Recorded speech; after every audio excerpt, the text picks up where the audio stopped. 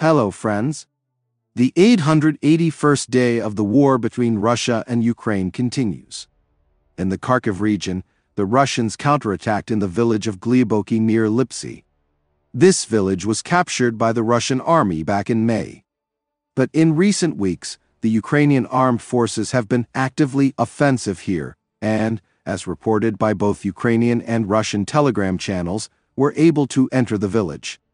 However, as military analyst Julian Rybke of the Bild newspaper writes, the Russians were able to push the Ukrainian units out of the village. According to Russia's claims and visual indications, Ukrainian troops have again been pushed out of Gleboki. Their closest positions are now 500 meters south of the Russian-occupied settlement, wrote Julian Rybke.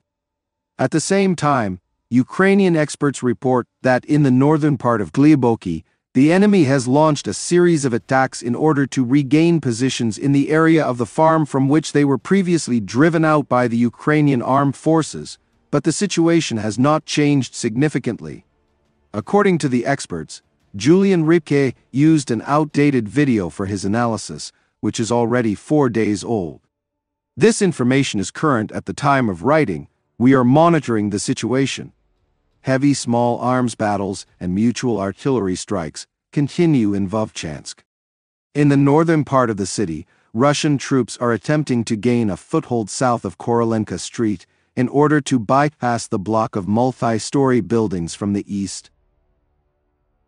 Russian troops have advanced in Pischany on the Kupiansk section of the Kharkiv direction, approaching the Oskil River, the military telegram channel Deep State reports. Earlier, the Russian Ministry of Defense announced the capture of Pischany, but this was not officially confirmed in Ukraine. According to Deep State, the village has been partially lost by the Ukrainian armed forces. Fighting is underway there, and Ukrainian forces are holding the heights around Pischany. The enemy's advance is recorded in an area up to 1 kilometer wide and up to 400 meters deep. The western part has entered the gray zone. In the future, the enemy plans to put pressure in the western direction and reach the eastern bank of the Oskil River, followed by an assault on the village of Krylyakivka. This information about Pischany was coming in throughout the day while I was preparing the material. Late in the evening, Deep State updated its map and reported the complete occupation of the settlement by the enemy. I did not change the text, I just added an update. The Russian Ministry of Defense today announced the capture of Ivano-Dorivka in the Siversk direction. In the previous video, I already talked about the strangeness with this settlement. Let me remind you that on July 17, the Russians published footage of the installation of a flag in the central part of the settlement. Since then, no Ukrainian expert has provided any specifics about Ivano-Dorivka, but as we can see, the Russian department today has already announced the capture of the settlement. Well, let's monitor the situation. Also, in the Siversk direction north of Rozdilivka, the enemy advanced along the forest belt in the western direction to a depth of up to 400 meters, attacking with a motorized rifle unit supported by armored vehicles.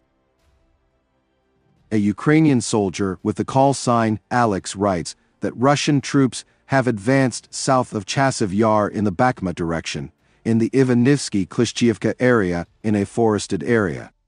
We are trying to straighten the front line to improve the tactical situation. In some places we are moving forward, and in others we are retreating. In short, it's a complete mess. Everything is also complicated by problems in logistics to the positions.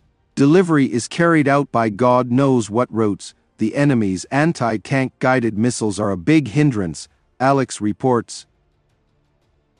Near New York in the Torets direction, Deep State reports that the Russians have been advancing towards Pantelemonovka for the second day, apparently strengthening their flanks during the attack on New York. There are also reports that the enemy is attacking in the southeast direction and is active in Shiroka Balka. Apparently, the Russians will try to cut off the formed salient. A Deep State, in the latest update of its map, shows a significant enemy advance in Novoslivka Persha in the Pokrovsk direction. Also today there were reports that the enemy broke through and consolidated in the southern part of the village near the intersection of Molodizhna Street. As we can see, the fighting is shifting to the western part of the settlement. In the area of Proers and Vovchi, the enemy has also recorded advancement over the past 24 hours. The Russians had a fairly large advance near Vuhledar in the area of Mykylsky. Apparently, this is an attempt to advance to Yevhenii, cutting off the road that leads from Vuhledar to the northeast. That is, in general on the Eastern Front, the Russians are gradually advancing in several directions at once. There are no serious movements on the Southern Front yet, but the Ukrainian armed forces say that the Russians are amassing forces there. The Russian army has already gathered more than 90,000 troops in the Zaporizhia region and continues to redeploy, said Likovy, spokesman for the Tavria Group. However, according to him, the Russians are not yet forming an offensive group. Let me remind you that earlier, the advisor to the mayor of Mariupol, Andrushenko, also announced a buildup of troops in the Zaporizhia region and assumed that the Russian army could prepare a new offensive there. A possible Russian offensive on Zaporizhia and the Dnipro with the aim of capturing these cities is the most dangerous direction for the Ukrainian armed forces, since if these cities are captured, the Russian army will effectively cut the logistics of the Ukrainian forces along the entire southern front and a significant part of the eastern front, and will also allow the creation of a bridgehead on the western bank of the Dnipro. Friends, this channel exists solely thanks to your support. If you have the opportunity and desire to support the channel, I will be very grateful to you. Thank you very much and see you in the next video.